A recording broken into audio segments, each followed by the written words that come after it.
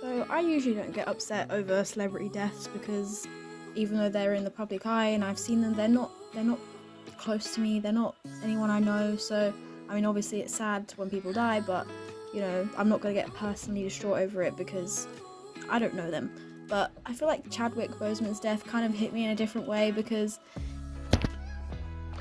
I just feel like he stood for something important in the world and he represented something that I really care about.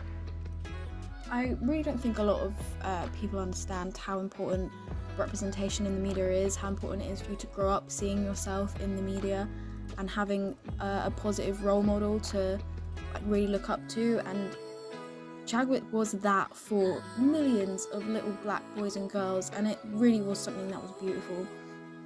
When you don't see someone that looks like you being portrayed as positive and powerful and beautiful and charismatic and as like a rounded whole person, it's actually really damaging, and I think it affected my self-esteem. Definitely affected my sister's self-esteem.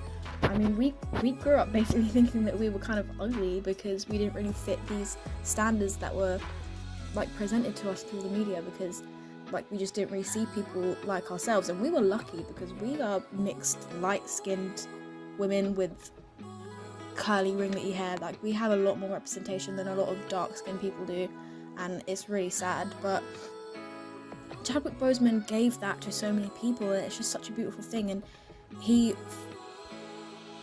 fought to preserve that representation. For example, the producers on Black Panther, they wanted him to have a colonialized British accent in his character, and obviously that would have been extremely unrealistic because Wakanda was never colonized. It was always free, so there wouldn't have been any reason for their king to have a colonized accent, so that doesn't make any sense. And that's just an example of the kind of whitewashing that does go into the media and the kind of colonialism that is forced upon a lot of the media and stuff. So he actively fought against that, and even though he was struggling with his own things, he was still there for people. He visited sick children in hospital while he was sick himself, and I do really admire his strength and the way he continued with his health problems and how he just didn't want people to make a fuss, and he wanted to continue to tell these amazing stories while he could.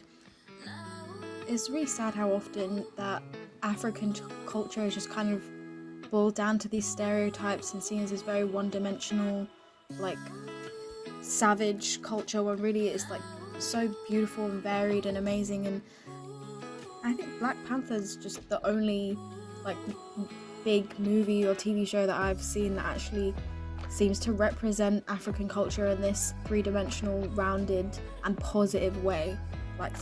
I've never really seen anything like that before, and it's just an amazing, beautiful thing to see. I really hope that his work will be built on and more projects like this will get to see the light of day, because it's just so important. I don't think that people realise how important this kind of stuff is. But to get back to the actual painting in the 2 minutes I've got left, I really wanted to include the purple because I thought it is quite central to the whole character of Black Panther, because the purple heart-shaped herb is where he gets his powers from.